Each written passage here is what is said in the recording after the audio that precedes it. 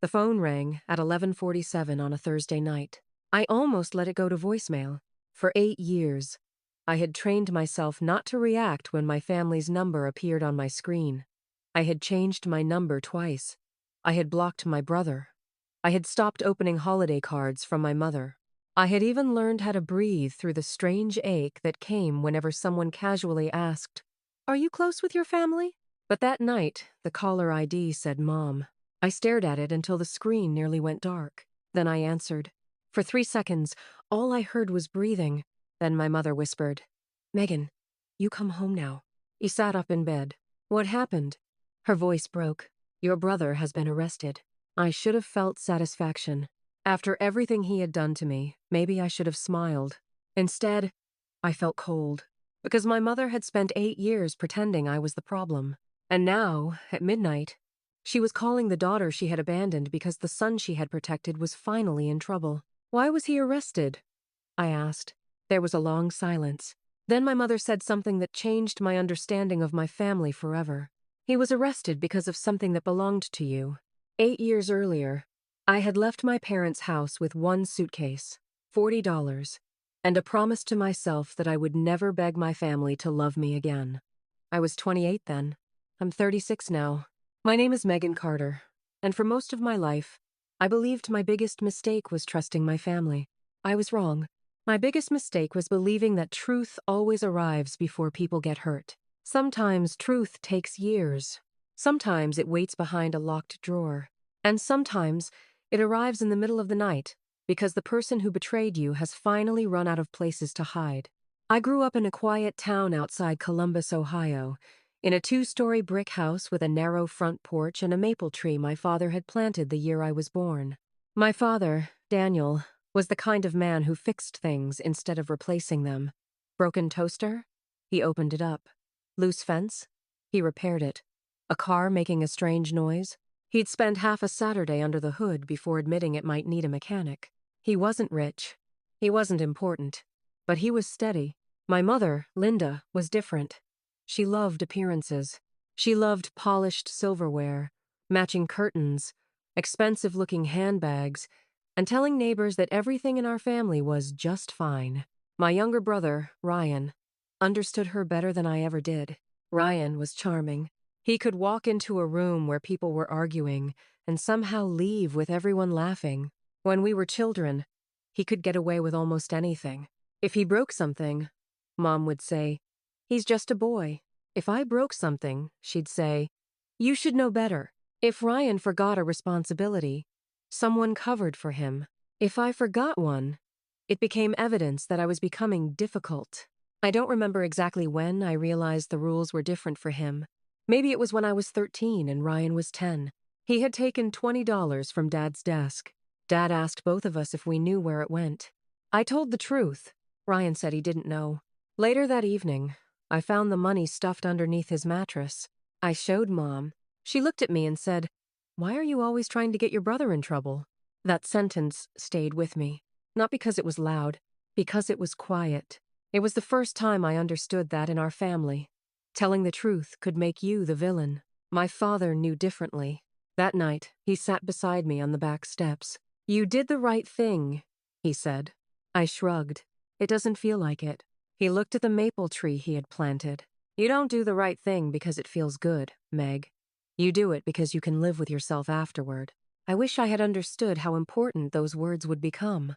My father died when I was 26. It was peaceful. He had been sick for months, but he never liked making anyone worry. On the last evening I saw him, he squeezed my hand and whispered, "Take care of your mother."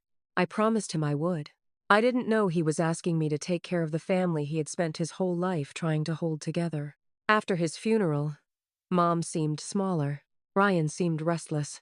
And I became the person everyone expected to solve things. I paid bills. I organized paperwork. I handled appointments. I helped Mom refinance the house. I helped Ryan when he needed money for what he called a business opportunity. That business opportunity became one of the first cracks in the wall. Ryan wanted to open a small construction company. He had no experience managing one, but he had confidence. That was always enough for him. He asked me for $20,000. I said no. he asked again. Mom cried.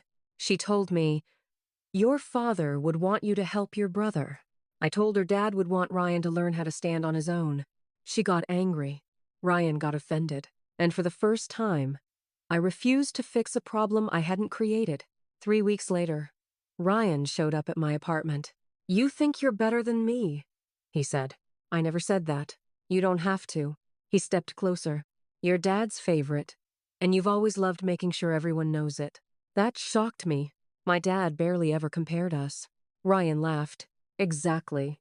Because he didn't have to." Then he left. I thought that was the worst conversation we would ever have. I was wrong. 2 months later, Mom called me and told me I needed to come to the house. When I arrived, Ryan was sitting at the kitchen table. There were papers everywhere. Mom was crying. Ryan looked furious. Mom said, "Your father left something." My heart started beating faster. "What?" She slid an envelope toward me. It was addressed to me. I stared at Dad's handwriting.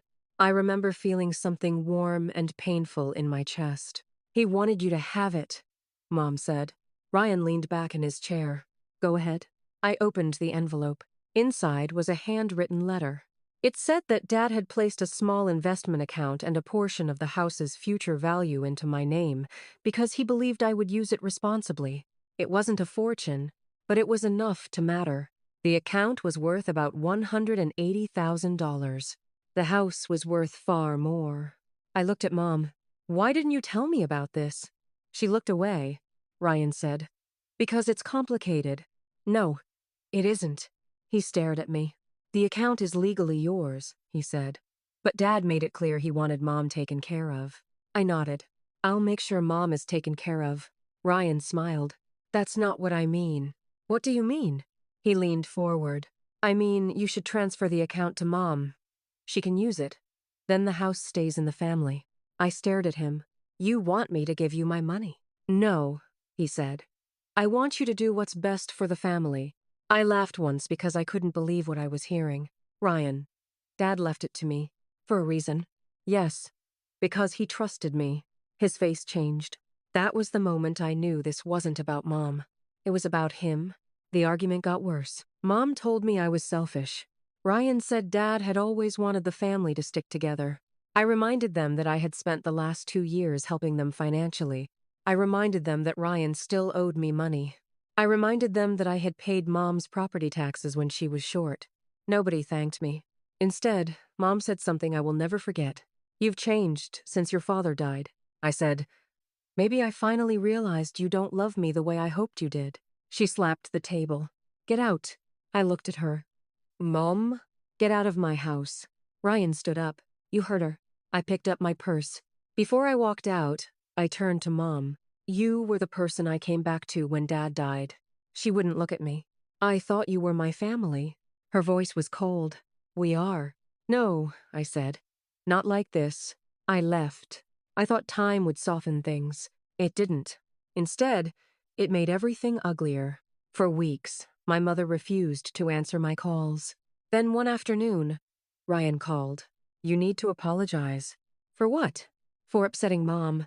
I laughed bitterly. "I didn't upset Mom. You did." He went silent. Then he said, "You have no idea what I'm capable of." I froze.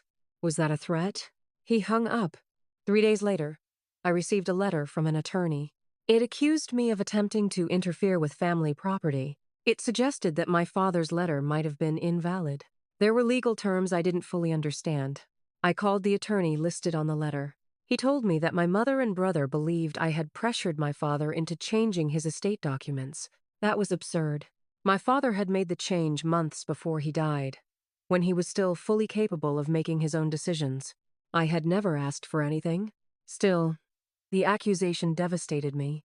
Not because I was scared of losing money, because Ryan was rewriting my father's final wishes. I hired my own attorney. The process dragged on. During that time, Mom sent me one message: "Don't contact us again." I stared at those 4 words for a long time. Then I deleted the message. I moved to Cincinnati. I took a job at a property management company. I rented a small apartment. I learned how to make dinner for one without feeling lonely. I learned how to celebrate my birthday without checking my phone. And slowly, I built a life that had no room for people who only loved me when I was useful. But I never stopped thinking about Dad, especially about his letter. My attorney eventually told me the legal matter was settled. My inheritance was protected. The house belonged to Mom under a separate arrangement. The investment account was mine. I transferred none of it. I thought that would be the end. It wasn't. 8 years passed. 8 birthdays. 8 Christmases. 8 years of silence. I heard things through distant relatives. Ryan's construction company had grown. Then it had struggled. Then it had grown again. Mom had sold a piece of land behind the house. Ryan had borrowed money. There had been an argument about the house. There were rumors that my mother was planning to sell. I ignored all of it. I had finally accepted that sometimes closure doesn't come from an apology. Sometimes closure is waking up one morning and realizing you no longer need one. By then, I had bought a modest house outside Cincinnati. I had a dog named Benny.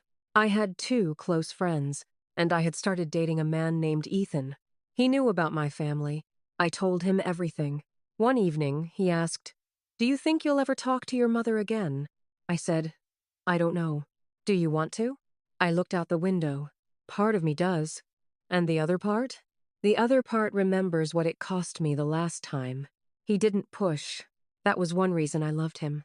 Then came the Thursday night call. My mother said Ryan had been arrested, and something that belonged to me was involved. I drove to my hometown before sunrise. My mother opened the door looking 10 years older than the last time I'd seen her. She was wearing the same gray sweater I remembered from Dad's funeral. For a moment, neither of us spoke. Then she stepped aside. "Come in." I entered the house. Nothing had changed.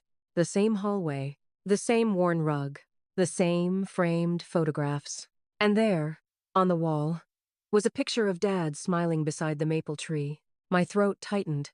Why was Ryan arrested? Mom sat down. He was involved with some documents. What documents? She stared at her hands. Your father's documents. I felt my stomach drop. What does that mean? Mom began to cry. Not the controlled tears she had used in the past.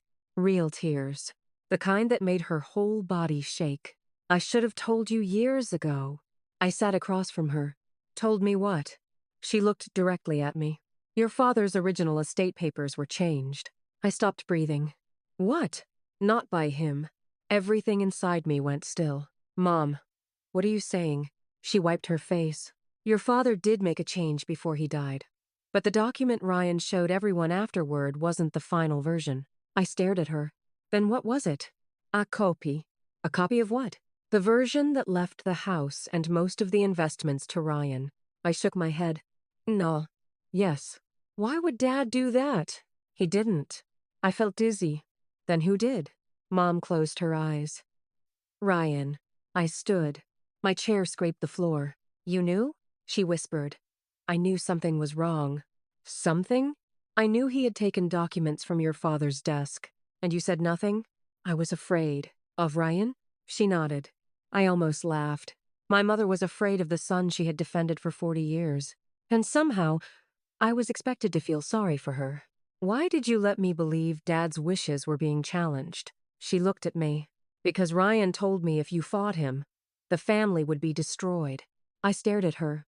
You destroyed the family. She flinched. You chose him. I know. That answer stopped me. She didn't defend herself. She didn't blame anyone. She simply said, I know. Then she told me what had happened. Ryan had discovered years earlier that Dad had kept a locked metal box in his office. Inside were old property records, investment information, business notes, and a sealed envelope. Ryan had become obsessed with the box. He believed Dad had left something valuable behind. He found it after the funeral. The envelope contained the original estate instructions. It confirmed what my father had told me. The account was mine. A separate portion of the property was also intended for me. But the house itself was complicated. Dad had left Mom lifetime rights to live there. After her death or relocation, the property would be divided according to a trust. Ryan did not like that. He wanted the house. And when he saw how much money was connected to it, he wanted everything. So he forged the copy, I said. Mom shook her head. He had someone help him. Who? A man he knew through his business. I looked at her. And you believed it? I wanted to believe Ryan. That's not the same thing. I know. I sat down again. What changed? Mom took a breath. Ryan had been using the property as collateral. For what? His company. I closed my eyes. That explained everything. He had built his business around money that wasn't his. He had been borrowing against property he didn't fully control. And when the numbers stopped working, he started moving documents around. Why was he arrested now? Mom hesitated. Because the bank discovered the documents. And the police? They found more. More what? Records. Of what? She whispered. Transfers. My chest tightened. Where? In your name. I stared at her. What? Ryan had been moving money through accounts using my identity. Not huge amounts at first. Small transfers. Fake reimbursements. Vendor payments. Loans. Then larger transactions. He had been building a trail that made it look as though I had authorized them. My name. My signature. My old address. My social security number. Everything. I felt sick. He was setting me up. Mom nodded. And it gets worse. Of course it did. She handed me a folder. Inside was a copy of an email. It was from 8 years earlier. The day after our last argument. It was from Ryan to someone named Mark. I read it twice. The message said, "She won't sign. We need to make it look like she did something wrong." My hands started shaking. There were more emails. Plans. Conversation. References to me as the problem. A description of how my reputation could be damaged if necessary. And then I found one line that made me stop. Mom knows. I looked at my mother. You knew? She began crying again. I knew enough. That's not better. I was afraid that if I told you, Ryan would lose everything. I stared at her. He should have. She looked down. I thought I was protecting him. You were protecting the wrong person. Yes. The room became very quiet. Then Mom said, "There is one thing you don't know." I looked up. Your father knew Ryan was taking documents before he died. I felt a chill. How? Because Dad confronted him. You saw it? I heard them. When? 2 days before your father died. My heart pounded. What happened? Your father told Ryan that if he ever touched the family records again, he would expose him. Then why didn't he? He did something else. What? He made another copy. I stared at her. Of the original documents? She nodded. And he gave them to someone. Who? Mom reached into the folder and pulled out a business card. An attorney's name. I recognized it. It was the attorney who had represented my father for years. I had never understood why Dad had once told me, if anything ever gets confusing after I'm gone, call Mr. Harris. I had forgotten. Dad had not. I called Mr. Harris that morning. He answered immediately. When I said my name, he was silent for a moment. Then he said, "I've been waiting for you." My hands went cold. What do you mean? Your father instructed me to keep a sealed file for 8 years. 8 years? Yes. Why? He knew there would be conflict. I looked at my mother. She had gone pale. I stepped outside. Mr. Harris, I need you to tell me everything. He said, I can tell you what your father wanted me to know. But first, I need to verify your identity and meet with you in person. I drove to his office that afternoon. He was older than I remembered. His hair was almost completely white, but his voice was steady. He placed a thick envelope on the table. This is your father's final private letter. I opened it. The first line was addressed to me. My dear Megan, if you are reading this, something went wrong. I had to stop reading for a moment. My vision blurred. I continued. I know your brother believes the family's future belongs to him. I know your mother will be tempted to protect him. I cannot force them to choose what is right. I can only prepare you for what may come. My father had known. He had seen something in Ryan that I had refused to see. But the next part shocked me. He wrote that he had placed evidence with Mr. Harris. Evidence not only concerning the estate, evidence about Ryan's business. Loans, false statements, property records, and one private financial arrangement my father had discovered months before his death. Ryan had been taking money from a small company he worked for and covering the shortfalls with family assets. Dad had confronted him. Ryan had promised to stop. He didn't. My father wrote, I love my son, but loving someone does not require me to protect them from consequences. I read that sentence 3 times. Then I reached the part that made my entire body go cold. Your mother knows more than she will admit. Do not hate her too quickly. Fear can make good people choose badly. But forgive only after she tells you the truth without being forced. I closed my eyes. Dad knew my mother would fail me. He also knew I would want to forgive her. He was preparing me for both. Mr. Harris handed me another document. This is the original trust agreement. I looked at it. It was legally executed. Signed. Witnessed. Verified. My inheritance had never been in question. Ryan's entire argument had been built on a lie. But then Mr. Harris said something even more surprising. Your father also created a condition. What condition? The inheritance could not be accessed until you were 35 unless you were facing a serious financial hardship. I looked at the date. I had turned 35 the year before. Why?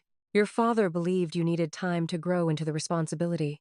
I smiled through my tears. That sounds like him. Mr. Harris smiled. It does. Then his expression became serious. Ryan was arrested because investigators found forged documents, unauthorized financial transfers, and evidence that someone had attempted to make it appear you were responsible for them. I swallowed. Will I be okay? He nodded. You have documentation proving otherwise. I thought about 8 years. 8 years of being called selfish. 8 years of being told I had abandoned my family. 8 years of wondering whether maybe I had been too stubborn. And all that time, my brother had been building a lie around my name. I left the office feeling strangely calm. Not happy. Not vindicated. Calm. Because for the first time, I wasn't fighting to be believed. The truth had already been written down. That evening, I returned to my mother's house. She was sitting at the kitchen table. She had not turned on the lights. I sat across from her. Mum. She looked up. I read Dad's letter. She nodded. He said you knew. I did. He said you were afraid. I was. He also said I shouldn't hate you too quickly. She started crying. I don't deserve that. No, I said quietly. You don't. She looked surprised. But I'm going to listen. She covered her face. I should have protected you. Yes. I should have believed you. Yes. I should have told you the truth. 8 years ago. Yes. She looked at me. Can you forgive me? I took a long breath. I don't know. She nodded. That's fair. Then something unexpected happened. She reached into her purse. She pulled out a small key. What is that? Your father's box. My heart stopped. The metal box? She nodded. I hid it. From Ryan? Yes. Why? Because after everything happened, I realized I had made a terrible mistake. What's inside? She slid the key across the table. I never opened it. I stared at the key. Why not? Your father told me once that some things should only be opened when you are ready to know the truth. I took the key. That night, I opened the box. Inside were photographs, receipts, old account statements, letters, and a small cassette tape. I stared at it. Mom said, I don't know what's on it. I found an old player in the hallway closet. My hands shook as I pressed play. Static. Then Dad's voice. My father. Olda. Tired. But unmistakably him. If Megan ever hears this, I need her to understand something. I covered my mouth. His voice continued. I didn't leave her money because she was my favorite. I left it to her because she understands the difference between having money and being owned by it. I cried quietly. Then he said, Ryan may one day believe that winning means possessing everything. It doesn't. Winning means being able to look in the mirror when everything you wanted is gone. I looked at my mother. She was crying too. The recording continued. And Linda, if you are hearing this with her, I hope you have found the courage to tell her what you could not tell me. The tape ended. There was silence. Mom whispered, I failed him. I shook my head. You failed yourself. She nodded. I know. The next weeks were a blur of meetings, paperwork, and court proceedings. Ryan's situation became more serious. The evidence was extensive. He had falsified documents. He had used my identity. He had misrepresented property ownership. He had taken money he was not entitled to. He had tried to make the financial trail point toward me. The legal consequences were real. There was no dramatic courtroom confession, no movie-style speech. No sudden miracle. Just evidence. Records. Witnesses. Bank statements. Emails. The kind of things lies cannot survive forever. Ryan eventually sat across from me during a legal meeting. He looked different. Smeller. Older. For the first time in my life, he looked like a man who had finally discovered that charm couldn't save him. He said, "Meg." I said nothing. He looked down. I didn't think it would go this far. That's what people always say when they get caught. I never wanted to hurt you. You used my identity. I thought I could fix it. You tried to make me look responsible. He closed his eyes. I was scared. So was Mom. He looked at me. Did she tell you everything? Yes. He swallowed. I didn't know she kept the box. She did. He shook his head. Dad always had a backup. I almost smiled. He did. Ryan stared at the table. Do you hate me? I thought about the 8 years. I did. He looked up. And now? I'm tired. His face fell. That's worse. No, I said. It's better. He didn't understand. Hate keeps you connected to someone. He looked away. I don't want to be connected to you anymore. He nodded slowly. I understand. I left. A few months later, my mother sold the house. Not to Ryan. Not to me. She sold it to a young couple who wanted a place to raise their children. Before closing, I walked through every room one last time. Dad's office was empty. The kitchen was empty. The stairs where Ryan and I used to race were quiet. Outside, the maple tree was huge. Its branches covered half the yard. I stood beneath it. Mom came to stand beside me. You know, she said, your father planted that tree because he thought it would outlive him. It did. She smiled sadly. He was right. We stood there for a while. Then she said, I'm moving into a smaller place. That might be good. She nodded. I want to learn how to live without pretending. I looked at her. That sounds difficult. It is. Good. She smiled. I deserved that. I laughed softly. For the first time in years, it didn't hurt to laugh beside her. Before I left, she handed me a photograph. It was a picture of Dad holding me when I was little. I looked at it. I thought you kept this. I did. Why give it to me? Because I spent 8 years afraid you would stop loving me. I looked at her. You should have been more afraid of losing my trust. She nodded. I know. I put the photograph in my bag. Then I hugged her. It wasn't a perfect hug. It didn't erase anything. It didn't turn 8 years into one afternoon. But it was honest. And sometimes honesty is where healing begins. A year later, Ryan's legal case was resolved. He faced real consequences for what he had done. His company was gone. His reputation was damaged. The property was no longer in his control. And the money he had chased for years was gone too. Some of it went to repay people he had wronged. Some was recovered. Some was simply lost. He had wanted everything. He ended up with very little. But I didn't celebrate that. I used to think revenge meant watching someone lose what they had taken from you. I learned that real justice feels different. It feels quiet. It feels like waking up and realizing their choices no longer control your life. I used my inheritance carefully. I paid off my mortgage. I invested part of it. And I created a small scholarship fund in my father's name for young people in my hometown who wanted to study construction, carpentry, and skilled trades. My mother objected at first. She said, "Why give away money when you spent so many years being denied your own?" I smiled, because Dad taught me money is a tool. And not a weapon? Exactly. She looked at the scholarship papers. You really are his daughter. I smiled. I know. Ethan and I eventually married. It was a small wedding. No fancy venue. No giant crowd. Just people who had earned their place in our lives. My mother came. She sat in the front row.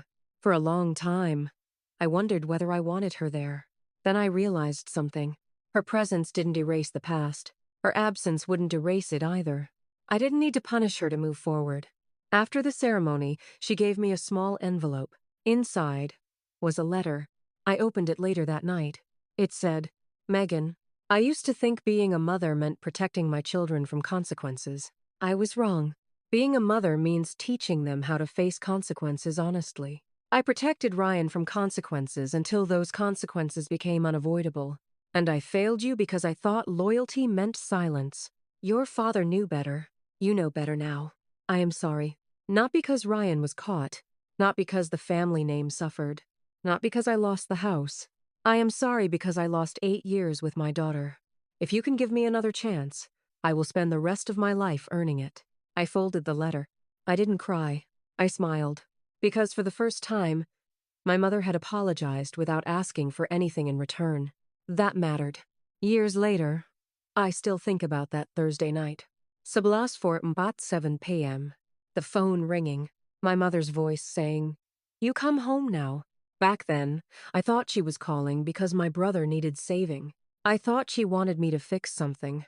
I was wrong. She was calling because the truth had finally arrived. And the strange thing about truth is that it doesn't always destroy the person you fear.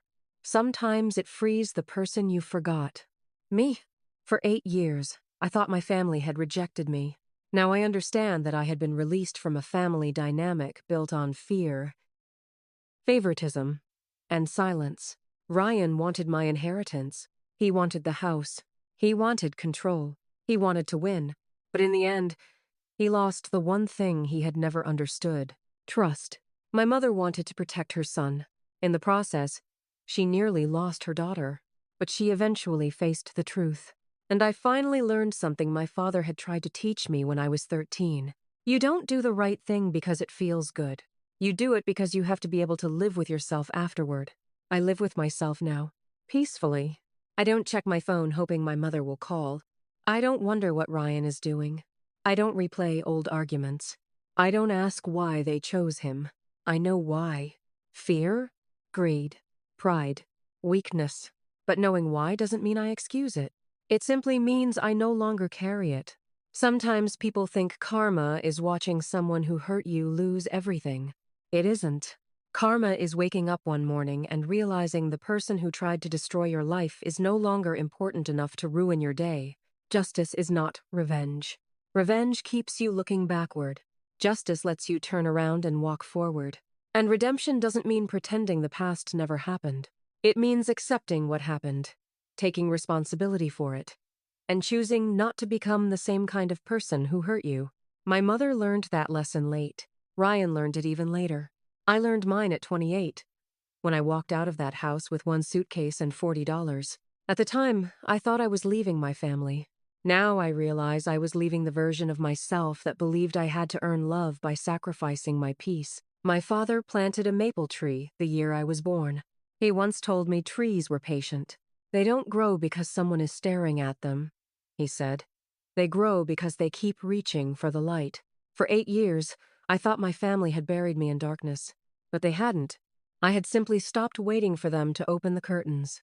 And when I finally did, there was light. There was always light. The last time I visited my mother, she showed me a picture she had framed in her new apartment. It was that same maple tree. Underneath it, Dad was standing with me and Ryan as children. 3 people smiling. Before everything changed, Mom touched the frame. "I wish I could go back," she whispered. I looked at the picture. "So do I." She looked surprised. Then I smiled. "But if we went back, we might not become the people we are now." She nodded. "Maybe your father knew." "He probably did." She laughed. "He usually did." We sat in silence. Then she asked, "Do you think he'd be proud of you?" I looked out the window. The sun was setting. "I think he'd tell me to stop worrying about what he thinks." She laughed again. "That sounds exactly like him." I smiled. And for the first time, I realized something beautiful. The story of my family did not end with my brother's arrest. It ended with my decision not to let his choices define me. It ended with my mother finally telling the truth. It ended with justice taking the place of revenge. It ended with a woman who once believed she had been abandoned, discovering that she had actually been given a second chance at her own life. My family didn't talk to me for 8 years. Then one night, my mother called and told me to come home. I went because I thought my family needed me. What I found was something I needed much more: the truth. And sometimes, the truth doesn't come to punish you. Sometimes it comes to give you permission to stop carrying a story that was never yours to begin with. I had spent years wondering why they chose my brother. I don't wonder anymore, because the better question was never, why didn't they love me? The better question was, why did I keep believing I needed their love to know my worth? I know the answer now. I didn't. I never did. And that was the one inheritance Ryan could never take from me. My father left me more than money.